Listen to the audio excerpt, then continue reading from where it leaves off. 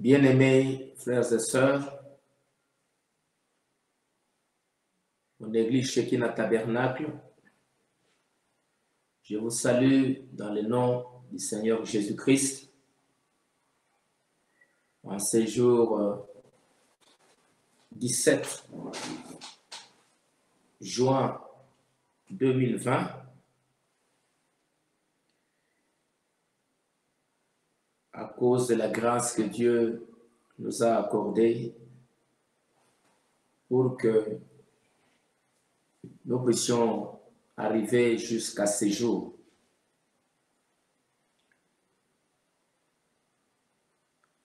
J'aimerais lire, pour commencer, mon petit message dans Jérémie au chapitre 17.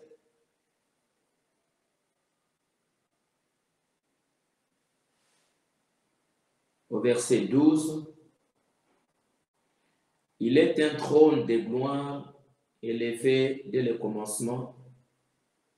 C'est le lieu de notre sanctuaire. Toi qui es l'espérance d'Israël, ô Éternel, tous ceux qui t'abandonnent seront confondus. Ceux qui se détournent de moi seront inscrits sur la terre, car ils abandonnent la source d'eau vive, l'Éternel. Guéris-moi, Éternel, et je serai guéri. Sauve-moi, et je serai sauvé, car tu es ma gloire. Voici, ils me disent, où est la parole de l'Éternel, qu'elle s'accomplisse donc. Et le verset 16 et le verset 17, ça il est le plus important. Et moi, pour t'obéir, je n'ai pas refusé d'être pasteur. Je n'ai pas non plus désiré les jours du malheur, tu le sais. Ce qui est sorti de mes lèvres est présent devant toi. Ne sois pas pour moi un sujet d'effroi, toi, mon refuge au jour du malheur. Et dans Jean, chapitre 15, le Seigneur nous dit, « Je ne vous appelle plus serviteur, parce que le serviteur ne sait pas ce que fait son maître. Mais je vous ai appelé amis, parce que je vous ai fait connaître tout ce que j'ai appris de mon Père. Ce n'est pas vous qui m'avez choisi, mais moi je vous ai choisi et je vous ai établi afin que vous alliez et que vous portiez du fruit et que votre fruit demeure, afin que ce que vous demanderez au Père en mon nom, il vous le donne. » Verset 17. « Ce que je vous commande, c'est de vous aimer les uns les autres. » Premièrement, j'aimerais présenter mes excuses pour les services ou bien le message de dimanche passé à cause des problèmes techniques que nous avons eus. Et je remercie tous les frères qui travaillent ici aux États-Unis, à Londres, en Afrique du Sud, à Kinshasa, pour les efforts qui ont été consentis pour que nous puissions encore avoir ce soir ce message. Mes bien-aimés frères et sœurs, en ce jour 17 juin 2020, en ce mois de juin, nous accomplissons ou nous avons accompli 30 ans d'existence. Et nous remercions le Seigneur notre Dieu qui nous a gardés pendant toutes ces années ensemble, à travers des vallées, les montagnes, des collines et aussi des plaines. Nous avons eu nos beaux jours. Nous avons eu ici des jours sombres, pluvieux, des jours secs. Tout cela, ça a été notre part pendant notre voyage. Nous avons eu des larmes ensemble, et beaucoup de larmes, et aussi des moments de joie. Et nous remercions le Seigneur qui nous a conduits à travers toutes ces choses par sa grâce jusqu'à ces jours.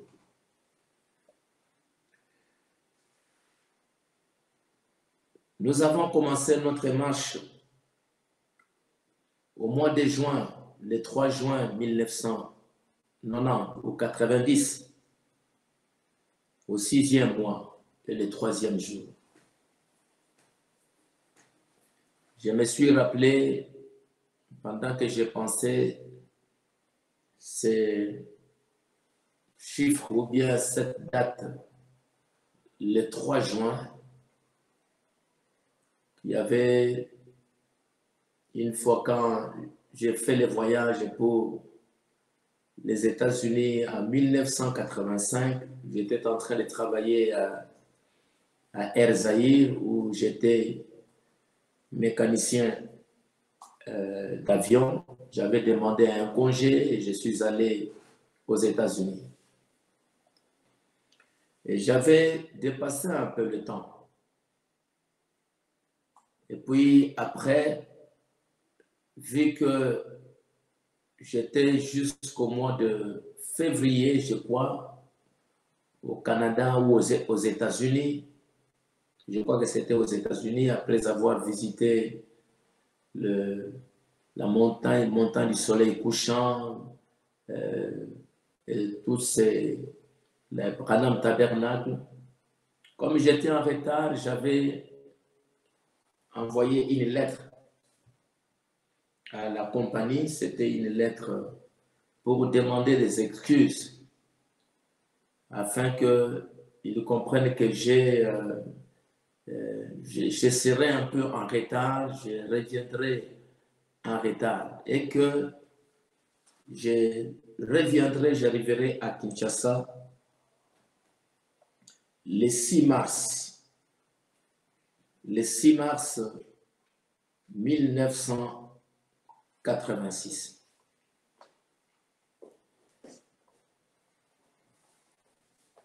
Vous comprenez que en français, quand on écrit le 6 mars dans la langue française, c'est d'abord le chiffre 6, et puis les mois, les jours, c'est le 6 mars, 6. Le mois, c'est le mois de mars, c'est le 3e mois, 1986. Mais en anglais, ce n'est pas comme ça, c'est un peu l'inverse. En anglais, pour écrire en anglais, vous devez écrire, vous commencez avec 3, c'est-à-dire le mois. Vous allez mettre les jours, ça fait 6, 1986. Et moi, au lieu d'écrire, comme j'envoyais la lettre à mes chefs qui parlent le français, je devais écrire 6, 3, 86. Mais moi, je n'ai pas écrit ça, j'ai écrit en anglais. En anglais, j'ai écrit 3 comme mois, 6 comme jour, 86. Et j'ai pensé que j'étais en train de m'adresser à des gens qui parlent l'anglais, alors que ce n'était pas comme ça. Quand la lettre est arrivée, mes chefs ont lu la lettre. Et en lisant la lettre, ils vont trouver que je leur ai écrit que moi je vais arriver les 3 juin. Et ils vont dire, mais comment? Ce monsieur, je crois que c'est sa compagnie pour que puisse venir ici le 3 juin. Et directement avec cette lettre, ils ont écrit au personnel et on m'a révoqué.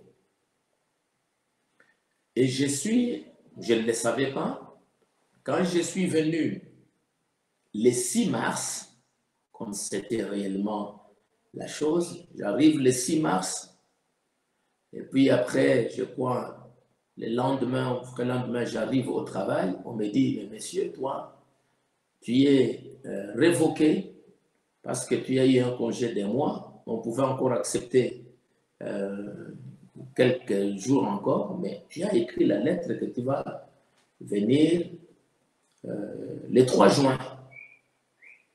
Je leur ai dit non, monsieur, je m'excuse, ce n'est pas ce que je voulais dire. Cette lettre a été écrite en anglais et donc c'était le 6 mars. Hein? Ce que j'ai écrit là-bas, c'est en anglais. Ils ont dit, nous regrettons, ce ne sera pas possible, on t'a déjà révoqué. Et puis après, comme ils savaient que j'étais un jeune homme qui priait beaucoup, qui me consacrait beaucoup, et puis on avait un chef qui était un peu difficile. Et voilà, ils avaient décidé de pouvoir me révoquer de la compagnie en 1986 parce que il y avait cette confusion-là de 6, 3 et 3, 6. Et voilà que en 1986, j'avais commencé à prêcher à Rigini. Dieu a aidé que ce soit les grandes promesses de l'heure. Et quand on m'avait chassé, j'avais beaucoup regretté, ça m'avait fait beaucoup de peine parce que j'avais un autre voyage en vue pour aller en Israël. J'avais beaucoup regretté, j'ai cherché du travail partout pendant ces temps-là. Je n'ai pas trouvé du travail. Et c'est pendant ces moments-là aussi que j'avais rencontré un frère à Maluku que Dieu a appelé, qu'il a sauvé et qui est encore croyant jusqu'aujourd'hui. Donc voilà que depuis le 3 juin 1990, aujourd'hui, nous accomplissons 30 ans. Je remercie le Seigneur pour sa grâce et pour sa miséricorde. Et je vous remercie aussi. Parce que si vous n'étiez pas là, on n'allait pas être là. Nous sommes ici parce que Dieu vous a placé là où vous êtes. Donc pendant toutes ces années, je vous remercie, vous tous, hommes, femmes, garçons et filles, enfants, pour votre amour, affection, votre support, vos prières qui nous ont soutenus jusqu'à ces jours. Car si ces prières n'étaient pas là, nous n'allons pas être là. Je me rappelle, Frère Branham, quand il est allé de l'autre côté, et de l'autre côté, le Seigneur lui a montré une sœur qui était devenue très jeune. Et l'ange lui a dit, est-ce que tu connais cette femme? Branham a dit non. Et on lui dira que cette femme avait 80 ans quand elle était sur la terre. Et elle priait beaucoup pour toi. Quand tu allais dans les champs de mission, elle était là à genoux pour pouvoir prier. Et je vous remercie, vous tous, mes frères et sœurs, et même éparpillés à travers le monde qui se souviennent de nous dans nos prières. Je vous remercie pour les petits mots pour tout ce que vous faites pour votre Église pendant toutes ces années, tout ce que nous avons été capables de pouvoir faire ensemble dans ces parcours, toutes les bonnes œuvres, tous les grands travaux qui ont été accomplis pendant toutes ces années. Je vous remercie beaucoup, Shekinah Publication, pour le travail qui a été accompli pour diffuser les messages à travers le monde. Les Camos, je vous remercie pour tout ce travail. Je vous remercie pour des petits mots. Pasteur, je vous aime. Pasteur, nous vous aimons.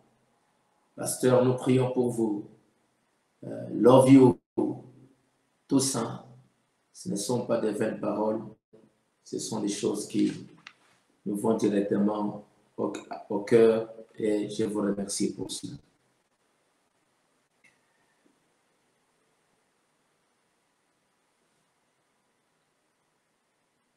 En ce jour, je viens d'accomplir 30 ans comme pasteur à Shekinah Tabernacle.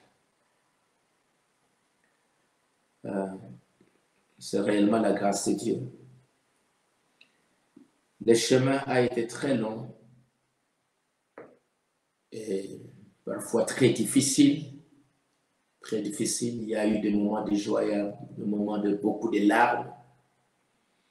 Et particulièrement les 2 dernières années ici ont été particulièrement difficiles et pénibles. Il a fallu beaucoup de grâce de la part de Dieu pour nous aider à supporter cela. Et votre amour, votre attitude respectueuse, votre persévérance m'ont beaucoup aidé. Pour que je comprenne que le travail de Dieu, nous devons passer par ces chemins-là. Comme ça a été le cas avec tous les serviteurs de Dieu. Et donc, on doit passer par là, mais je vous remercie beaucoup. Je vous apprécie pour tout ce que je puis voir pendant ces 2 ou ces 3 dernières années. Et comme le prophète de Dieu le dit souvent, que si le Seigneur pouvait me donner une goutte de son sang, ça serait très bien.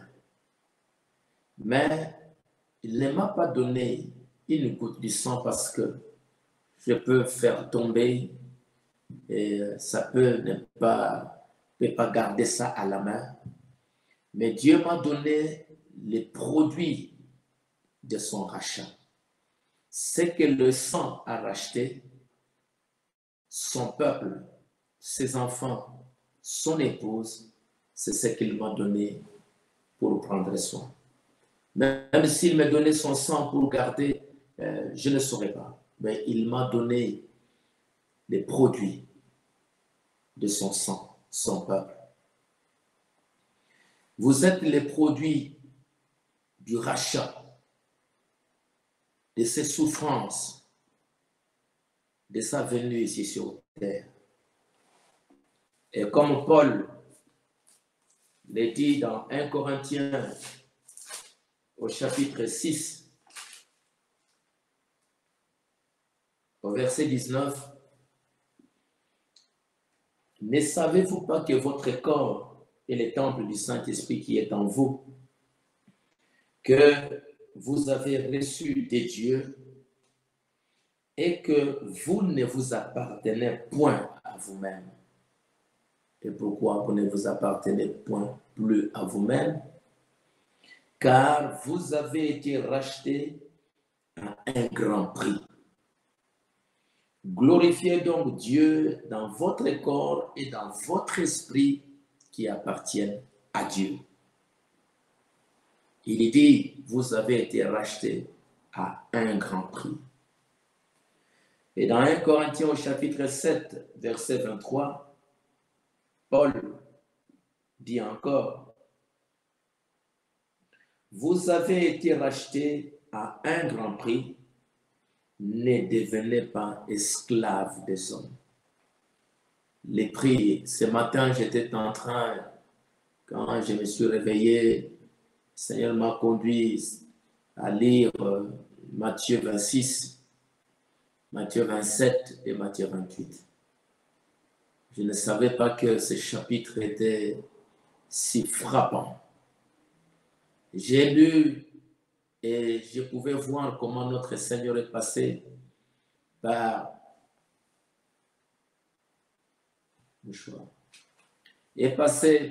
beaucoup de souffrances. Et là-bas, j'ai vu comment les pharisiens, les sadducéens sont venus pour pouvoir l'accuser parce qu'ils cherchaient toujours quelque chose pour pouvoir l'accuser, mais ils n'ont pas trouvé quoi que ce soit pour pouvoir l'accuser. Et les Romains qui étaient des politiciens, des juges, ainsi de suite, ils n'ont rien trouvé en Jésus-Christ pour pouvoir l'accuser. Judas est allé, il a vendu, livré le Seigneur Jésus-Christ à 30 pièces. Et après lui-même, il va se rendre compte qu'il a commis une grande bêtise et qu'il a livré un innocent. Il est venu, il a remis les 30 pièces aux sacrificateurs. Ils n'ont pas voulu prendre l'argent. Et voilà, il est allé se pendre. Il n'a rien fait. Mais pourquoi il est mort? Il est mort parce qu'il a pris notre place. Pourquoi il est mort? Il est mort pour pouvoir nous racheter. Dieu lui-même, venu dans la chair, versant son sang, nous l'avons frappé, comme la Bible dit, nous n'avons fait aucun cas de lui, ainsi de suite. Et pourquoi? C'est parce qu'il est venu pour pouvoir nous racheter à un grand prix. Dieu lui-même versant son sang. Et c'est par ce sang que vous avez été rachetés. Et c'est pour cela, mes frères et sœurs, aujourd'hui, nous nous sommes rencontrés à travers le sang de notre Seigneur Jésus-Christ, à travers l'œuvre qu'il a accomplie à Golgotha. Et si c'est à ce grand prix que Dieu vous a racheté, vous êtes donc un peuple de grande valeur. Tout cela que Dieu a racheté par son sang, par son sacrifice, il mérite beaucoup de soins. Ce peuple mérite beaucoup d'amour. Et c'est pour cela, notre Dieu, pour notre salut, il a pris soin de nous, il a fait tout ce qu'il a fait. Et à plus forte raison, nous aussi, ses enfants, nous, ses serviteurs, nous devons vous considérer comme des hommes et des femmes de grande valeur à cause du prix du rachat. Aujourd'hui, si vous achetez une voiture, il y a des voitures qui peuvent coûter $1000, il y a des voitures qui peuvent coûter, je ne sais pas, $10 000, mais les voitures qui coûtent très très cher, 100 000, 200 000 $, donc vous savez quels soins on doit prendre.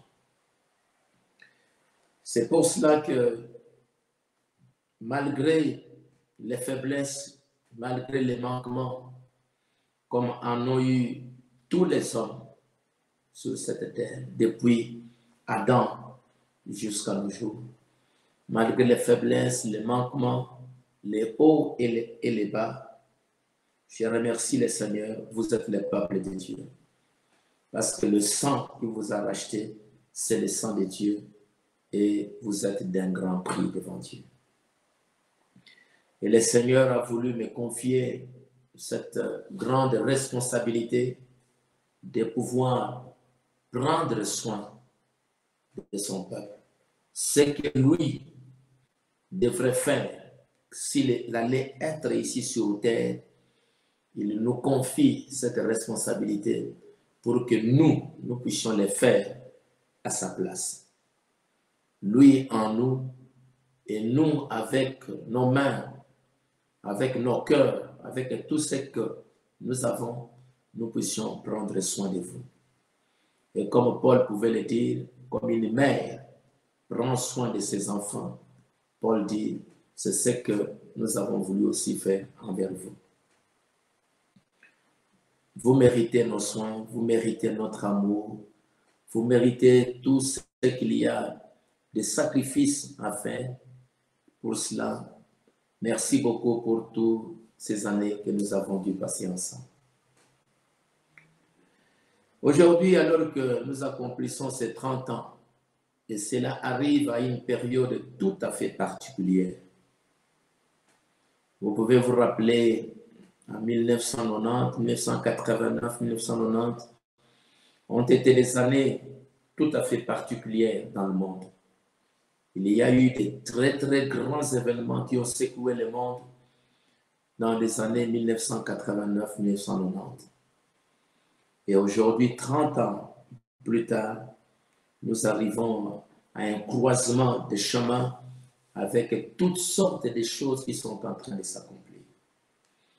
Et c'est pour cela que si ceci n'arrive pas au hasard, si ceci a une signification, que Dieu nous aide, que Dieu nous assiste pour nous demander, mais qu'est-ce que cela signifie? Que nos 30 ans, nous puissions nous retrouver en de telles circonstances. Vous êtes dans des maisons, vous êtes dans des familles, l'église est fermée, et tout cela, qu'est-ce que cela signifie? Et c'est pour cela que depuis le début de cet événement, Dieu a mis sur le cœur de pouvoir partager avec vous par audio comme par lettre, partager avec vous la vision du temps dans lequel nous sommes en train de vivre et ce qui est en train de se passer. Pour que nous sachions comment, pourquoi on en arrive là, pour que nous sachions qu'est-ce qui se passe maintenant et surtout savoir qu'est-ce qui peut arriver après ça, il est très très important que nous puissions comprendre le temps dans lequel nous sommes en train de vivre.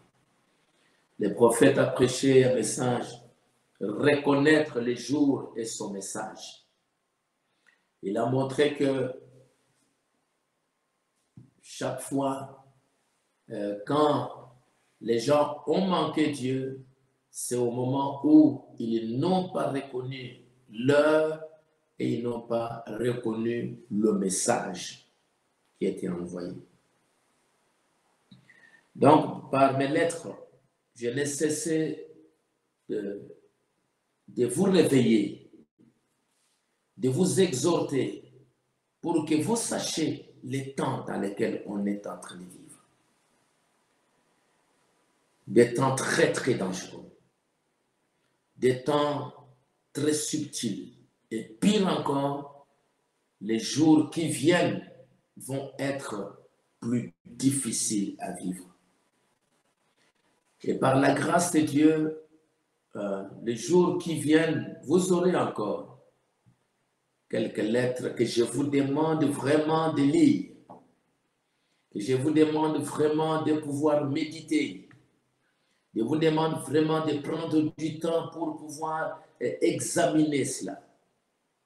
Comme je vous ai dit l'autre fois, qu'en de tels moments où Marie et Joseph allaient à Bethléem, quand ils sont arrivés à Bethléem, même s'ils n'avaient pas compris pourquoi ils arrivaient à Bethléem, mais quand ils sont arrivés là-bas, et que parfois ils ne comprenaient pas ce qui s'est passé, Dieu, il y avait des bergers qui étaient là quelque part loin. Et le Seigneur a parlé aux bergers et les bergers ont reçu le message. Les bergers, en recevant le message, ils ne se sont pas arrêtés juste à regarder les anges. Ils ne se sont pas arrêtés juste à parler comment les anges chantaient et tout ce qui s'est passé. Ils ne se sont pas arrêtés juste là. Mais le message qui était donné leur avait donné un ordre que à Bethléem, le Fils de Dieu est né, Jésus le Sauveur. Allez-y, vous allez les trouver dans une crèche. Et ils se sont dit, allons jusqu'à Bethléem pour voir ce que le Seigneur nous a dit. Ils se sont rendus jusqu'à Bethléem, ils ont vu, et après, la Bible nous dit qu'ils étaient très, très heureux de voir que ce qu'on leur avait dit, c'est ce qu'ils ont vu. Et c'est pour cela qu'aujourd'hui, que nous puissions faire des grands efforts. Dieu vraiment a permis à ce que ce temps soit ce qu'il est, avec les confinements, avec nos familles dans nos maisons, avec tout ce qui est arrivé. Il a permis pour nous obliger, pour nous contraindre de pouvoir le chercher, de pouvoir prier, parce qu'il y a quelque chose qu'il veut faire dans les jours à venir. Ces choses ne sont pas venues par hasard. Il y a un but, il y a une signification, ce qui a frappé le monde entier. Et c'est nous les chrétiens, comme au temps de Babylone, qui était le commencement des temps des gentils, il y avait une écriture sur la muraille, Mene, tekel ou farsim. Les gens ne pouvaient pas, les politiciens ne savaient pas ce que cela signifiait. Ils n'ont pas compris, ils ont regardé, ils ne pouvaient pas comprendre ce que c'est. Il a fallu qu'il y ait un homme de Dieu. Il a fallu qu'il y ait un prophète pour interpréter. Et aujourd'hui, Dieu nous a envoyé un prophète. Dieu nous a envoyé un message. Et dans ce message, tous les événements qui doivent arriver jusqu'à notre départ, nous les trouvons dans la Bible, nous les trouvons dans le message.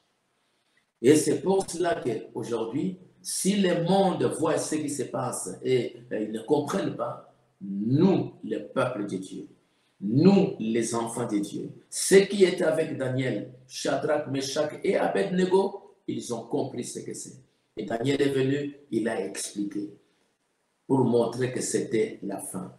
Et c'est pour cela que nous aussi, enfants de Dieu, vous allez voir des grands événements comme ça qui arrivent et que les gens du monde ne comprennent pas la signification. Ce sont des enfants de Dieu qui viennent et qui comprennent. En Égypte, c'était Joseph qui est venu donner la signification des songes. À Babylone, c'était Daniel qui est venu, qui a donné l'interprétation. Donc, dans tous ces temps, Dieu nous envoie toujours un message pour que nous puissions comprendre. Et aujourd'hui, avec tout ce qui arrive, nous avons besoin de pouvoir lire, méditer, afin de comprendre, comme Daniel, qui ne comprenait pas ce qui s'est passé à Babylone. Nous l'avions parlé plusieurs fois. Il a lu le prophète Jérémie et de là, il a compris le temps qui restait et comment il devait se préparer. Nos 30 ans, nous arrivons en cette période. Qu'est-ce que ça signifie? Qu'est-ce que ça veut dire? 30 ans, je vous ai parlé et vous allez recevoir une documentation plus riche dans les jours à venir. 30 ans, la Bible nous dit, comme en ce qui concerne notre Seigneur Jésus, dans Luc au chapitre 2, la Bible nous dit, il est né, et puis après, il a grandi. La Bible nous dit dans Luc 2, 52, Jésus croissait en sagesse, en stature, en grâce devant Dieu et devant les hommes. À l'âge de 12 ans, il est allé au temple. Et puis, on a vu la grande sagesse de Dieu dans la vie de notre Seigneur Jésus-Christ. Mais quand il est rentré, il n'est pas allé commencer le ministère. Il est resté, et la Bible nous dit qu'à partir de l'âge de 12 ans, il grandissait en sagesse, en stature et en grâce devant Dieu et devant les hommes. C'est un type et c'est un exemple pour nous. Et voilà qu'à partir de 12 ans, il a disparu, on n'a pas pu parler de lui jusqu'à l'âge de 30 ans où il avait atteint la maturité. Il est sorti, il a été baptisé, la colombe est descendue et il a commencé le ministère. Et frère Branham dit que c'était l'âge de maturité. Dans la Bible, 30 ans, c'est l'âge de la maturité. C'est l'âge de la responsabilité. Et c'est l'âge où l'homme atteint une certaine maturité pour pouvoir entreprendre quelque chose de plus grand. Le message de William Branham, de 1933 à 1963, 30 ans. Et à 30 à 63, la nuit est descendue pour nous apporter un message, l'ouverture de cette sceau pour amener l'Église à maturité et la préparer pour l'enlèvement. C'est pour cela que si Dieu permet que dans ces temps difficiles, nous puissions arriver à 30 ans, et ce que cela signifie, je crois que Dieu nous appelle. Dieu vous appelle. Shekinah Tabernacle, hommes et femmes, garçons et filles. Dieu nous invite, Dieu nous appelle à grandir, à croître et surtout à atteindre la maturité. Frère Branham a prêché plusieurs messages pour montrer le but de son message. Le but de son message, ce n'était pas juste de recevoir le Saint-Esprit. C'est une très bonne chose. Ça doit commencer par là. Mais qu'à partir du Saint-Esprit, il nous amène à une certaine maturité. Si vous regardez dans la Bible, vous allez trouver que le jeune homme riche, il est venu là demander à Jésus, « Seigneur, que dois-je faire pour avoir la vie éternelle ?» Et quand le Seigneur l'a regardé, il lui a demandé, « Est-ce que tu connais les 10 commandements ?» Elle a dit oui. Il a récité tous les 10 commandements. C'était un très beau garçon. Il connaissait les 10 commandements et Frère Branham dit qu'il pouvait aussi de la même manière connaître tout le message. Il connaissait tout ça et c'était très très bien. Alors Jésus lui dit, si tu veux être parfait, va, prends tes richesses, donne-les aux pauvres et suis-moi. Si tu veux être parfait. Et en hébreu, être parfait, cela ne veut pas dire qu'il ne commet pas de fautes. Être parfait, c'est quelqu'un qui a atteint la maturité, qui est arrivé à un homme fait, pour un homme qui est adulte, un homme accompli.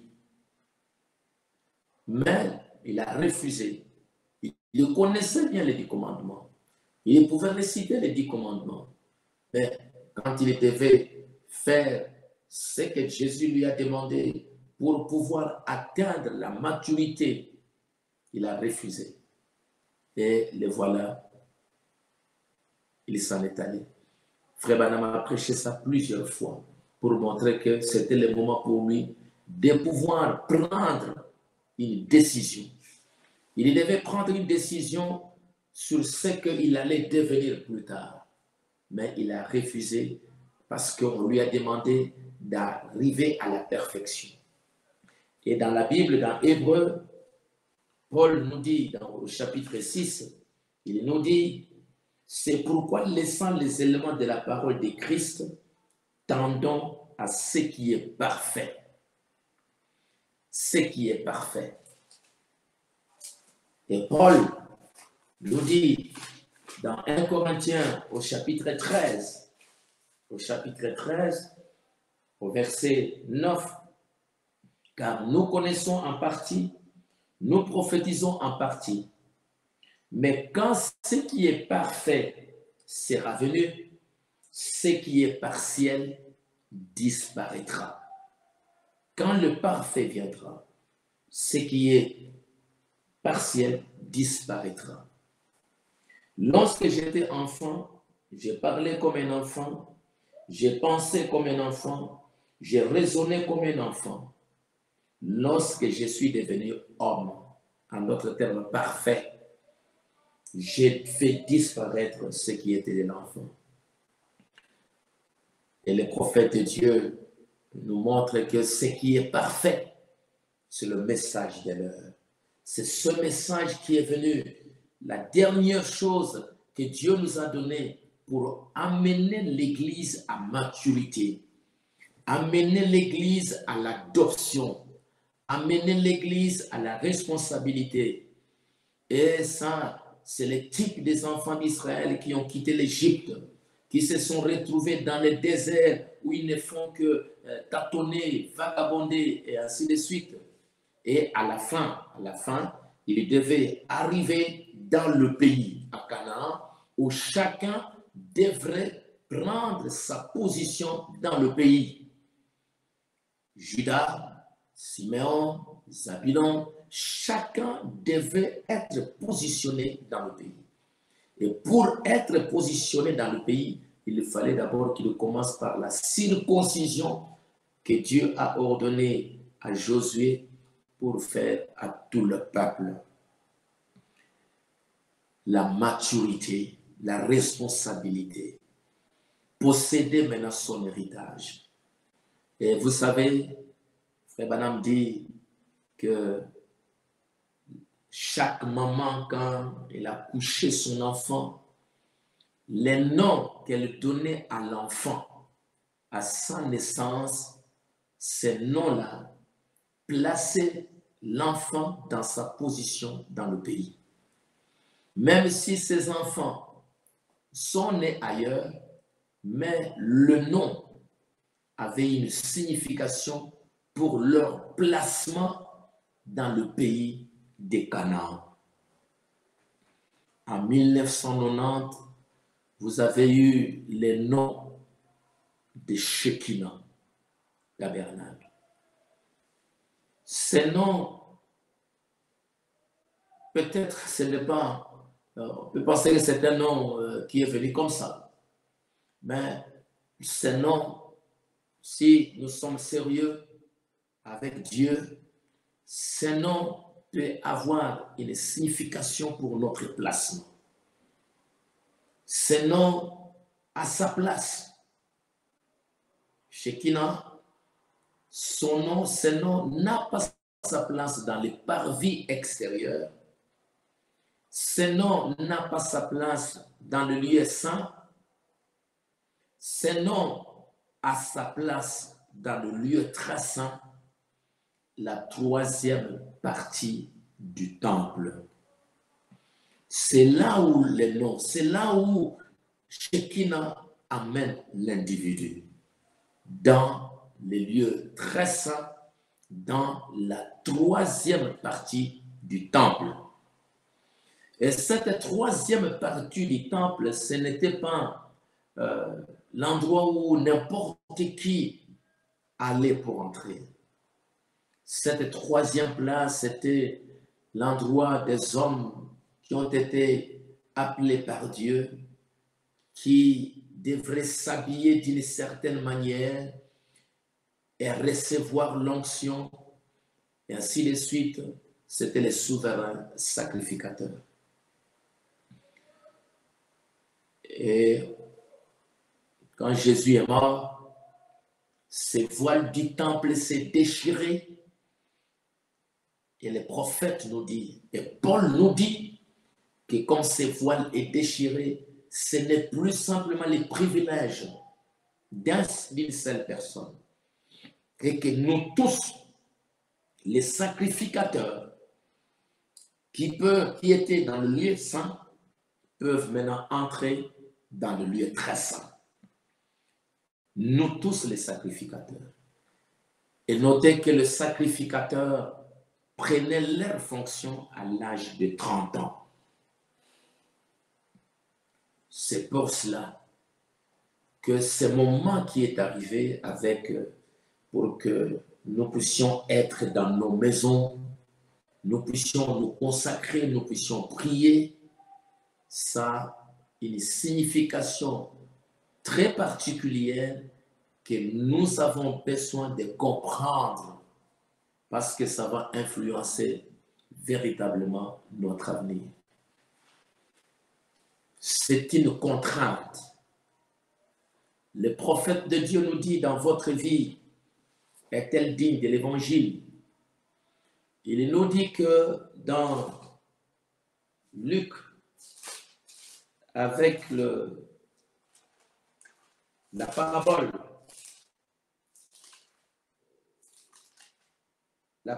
du souper, la Bible nous dit que on a invité les gens. Il y avait le premier groupe qu'on a invité qui ont refusé, qui ont présenté des excuses. Moi, j'ai acheté cinq paires de bœufs, je vais les essayer. Un autre, je vais me marier, et ainsi de suite. Le premier groupe se sont excusés, ils sont partis. Les serviteurs de retour rapportent ces choses à son maître. Alors le maître de la maison, irrité, dit à son serviteur, va promptement dans les places, dans les rues de la ville, amène ici les pauvres, les estropiés, les aveugles et les boiteux. Ça, c'était le deuxième groupe. Allez appeler tout le monde parce que ceux qui ont été invités ont refusé. Appelez tout le monde et qu'ils viennent. Et on a pris tous ces gens-là qui voulaient venir, ils sont entrés. Les serviteurs disent, maître, ce que tu as ordonné a été fait, il y a encore beaucoup de places. Et le troisième appel, le maître dit au serviteur, va dans le chemin, le long des haies, dans les carrefours partout, et ce que tu trouveras, contrains-les d'entrer afin que ma maison soit remplie. Contrains-les d'entrer. Ce n'était plus juste la volonté, et ainsi de suite, mais c'était une contrainte. Et vous comprenez ce qui arrive aujourd'hui, que cette épidémie vient pour nous contraindre pour prier, nous contraindre pour lire la Bible, nous contraindre pour être avec nos enfants, nous contraindre pour penser à Dieu, pour réfléchir. Et pas simplement nous, même les hommes de ce monde, tout s'est arrêté, le travail s'est arrêté, tout s'est arrêté pour permettre, amener les hommes à pouvoir réfléchir. La Bible nous dit qu'en des temps comme ceux-ci, le sage s'était, car les jours sont mauvais.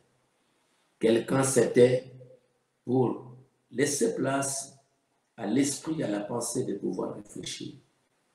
Et c'est pour cela que cette contrainte qui est venue, c'est une grâce de Dieu. Comme je vous l'ai dit tout au début, vous envoyez beaucoup de messages. Ne ratez pas cette opportunité.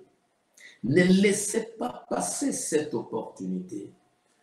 Un jour que Dieu lui-même a créé, comme nous chantons, voici les jours faits par le Seigneur.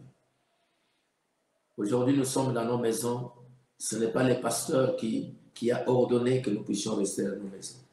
Ce n'est pas un président de la République qui a juste voulu le faire. Mais c'est un événement, c'est une circonstance qui est venue. Et voilà que nous sommes dans nos maisons. Et c'est pour cela que nous devons prendre ça vraiment au sérieux. 30 ans, qu'est-ce que ça veut dire? 30 ans, qu'est-ce que ça signifie pour nous? Et que le Seigneur puisse véritablement nous aider et pouvoir nous assister. Vous montrant tout au travers de la Bible comment, dans des circonstances pareilles, ce que Dieu a fait. Et quand les gens sont sortis de ces événements, ce que Dieu a fait. Je vais vous montrer les jours à venir ce que signifie confinement. Ce que ça veut dire dans la Bible. Ce que ça veut dire aujourd'hui, le mot confinement, on ne l'a jamais utilisé comme ça. Mais maintenant, c'est écrit. Hein, c'est écrit coronavirus, confinement, c'est écrit. Mais qu'est-ce que ça signifie? Ce mot qui est écrit partout aujourd'hui. Qu'est-ce que ça signifie? Ça a une profonde signification. Et à comprendre la signification, nous avons à saisir l'opportunité, nous avons à saisir l'occasion, à ne pas laisser cette chance, tant que c'est une contrainte. Et Jésus pourra dire quand on a fait, il a invité les gens, Jésus dit à la fin, car je vous l'ai dit, aucun de ces hommes qui avaient invité ne goûtera de mon repas. Aucun. On a fait des contraintes, ils ont refusé, on les a appelés, ils ont refusé. La troisième,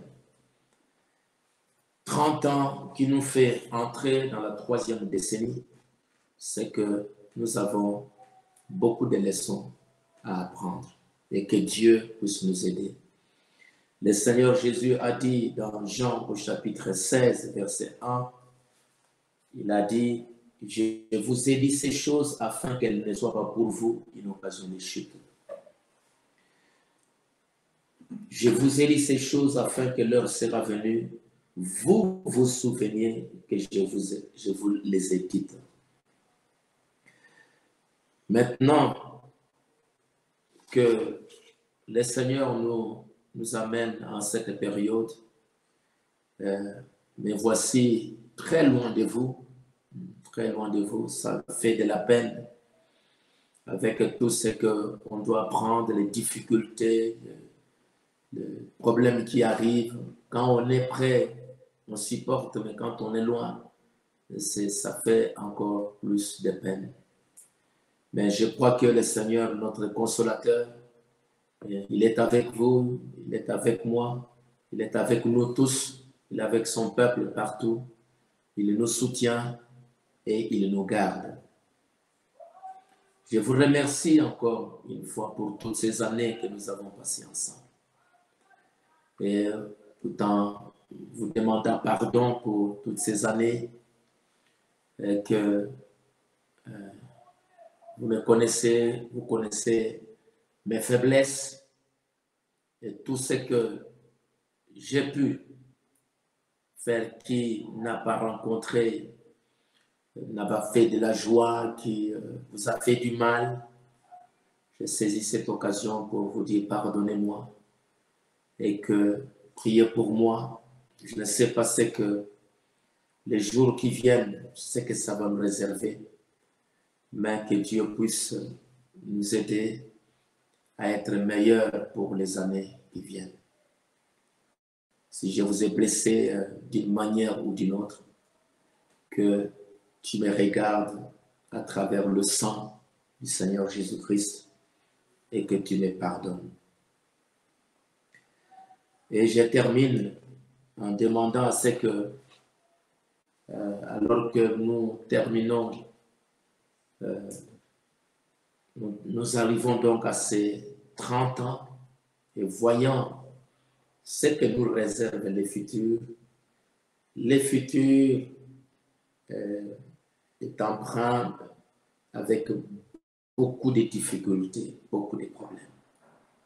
C'est pour cela que Dieu a besoin que nous puissions grandir, que nous puissions devenir des adultes, parce que devant nous, il y a des jours sombres, des jours plus difficiles.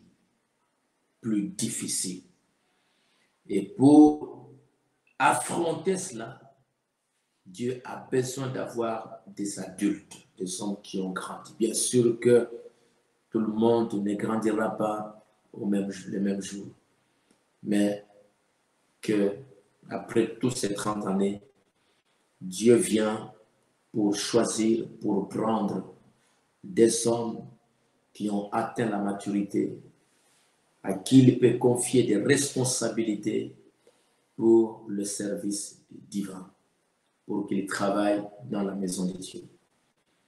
Et c'est ce qu'il veut faire. C'est pour cela que le Seigneur puisse nous aider et nous assister.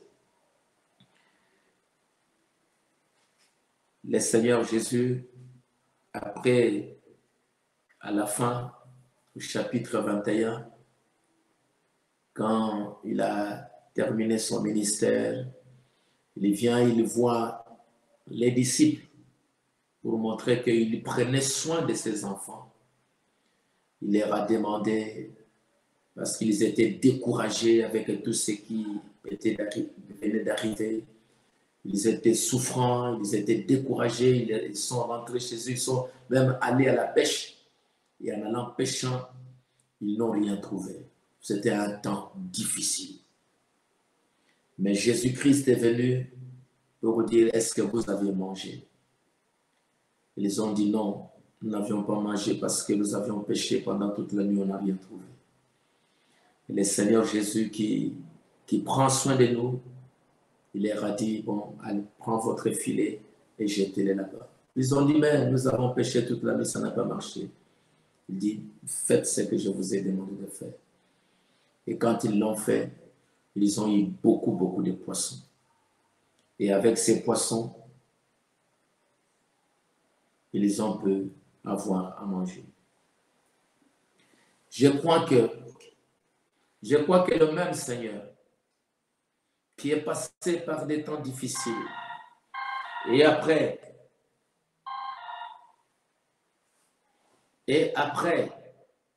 il a pris soin de ses enfants. Je crois que les temps qui sont devant nous, le Seigneur prendra soin de vous. Comme Élie, pendant les temps de confinement, la femme qu'il a reçue a eu à manger, a eu quelque chose pendant les temps difficiles. Le même Dieu, qu'il soit aussi votre Dieu, pour pouvoir vous secourir dans tous les domaines, spirituellement, matériellement, financièrement, qu'il puisse prendre soin de vous et qu'il puisse guérir vos maladies, qu'il puisse vous consoler et que vous puissiez prier en ce moment, comme la femme a écouté, a obéi au temps de confinement et que Dieu lui a donné à manger. Il est le même Dieu. Il a donné aux disciples, il a aidé ses enfants, que notre Seigneur puisse le faire aussi à chacun de vous. Puissiez-vous avoir cherché un peu, pendant ce temps, avoir un petit champ. Ayez dans votre parcelle un petit champ, ou même s'il y a des petites choses là-bas, le Seigneur peut vous envoyer là-bas. Même s'il n'y a pas beaucoup, mais Dieu va vous aider. Élevez des poules. Faites quelque chose, petite ou modeste soit-elle. Le Dieu Tout-Puissant va prendre soin de vous. Vous devriez vous-même commencer par faire quelque chose et le Seigneur va bénir. Peu importe les temps difficiles qui vont venir, je crois que le Seigneur va nous aider, le Seigneur va nous assister. Ainsi, j'aimerais terminer mon message en vous remerciant encore une fois. Que le Seigneur vous bénisse, qu'il puisse aider vos familles, que vous soyez spirituels, vos familles soient affermies.